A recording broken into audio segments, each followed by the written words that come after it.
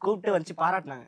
Vijay sir, Dinesh master, Lokesh Kanagaraj சார்லாம் உட்காந்துருந்தாங்க. What a moment அதெல்லாம். எனக்கு கேட்கும்போது எனக்கு நல்லா கூஸ் பம்ப்ஸ் ஆகுது. தளபதி கிட்ட அதுவும் எல்லா ஒரு லெஜெண்ட்ஸ் அங்க உட்கார்ந்துருக்கப்ப வேற லெவல். அதான்க்கா எல்லாம் உட்காந்துருந்தாங்க. உட்காந்தோன்னே எனக்கு திடீர்னு பவாஸ் இந்த புதுக்கோட்டை பையன் இங்க வாப்பா அப்படின்னு கூப்பிட்டாங்க. ஆமா ஆமா, எனக்கு எதுக்கு கூப்பிடுறாங்கன்னு தெரியல, பயம். ஐயோ தப்புக்கு பண்ணிட்டோமா, அது வெள்ளைகளை துரத்திடுவாங்களா, அந்த மாதிரி பயமா இருந்துச்சு. போனா விஜய் சார் எனக்கு நேரம் உட்காந்துருக்காரு. விஜய் சார் நான் உட்காந்து பேர் என்னப்பா சார்? பவாஸ் சார் என் பேரு. சூப்பரா நடிக்கிறப்பா அப்படின்னாரு. எனக்கு என்ன பண்றேன்னு தெரியல. ஒரு மாதிரி ரொம்ப எனக்கு ஏன்னா விஜய் சார் சொல்றாரு நம்மளால நடிக்கிறோம், ஏன்னா நம்ப முடியல அந்த மொமெண்ட். அப்புறம் வந்து இதுக்கு முன்னாடி படம் பண்ணிருக்கீங்கன்னு சார் கேட்டாரு. விஜய் சாரே கேட்டாரு, இதுக்கு முன்னாடி படம் ஒர்க் பண்றீங்கப்பா அப்படின்னு கேட்டாரு.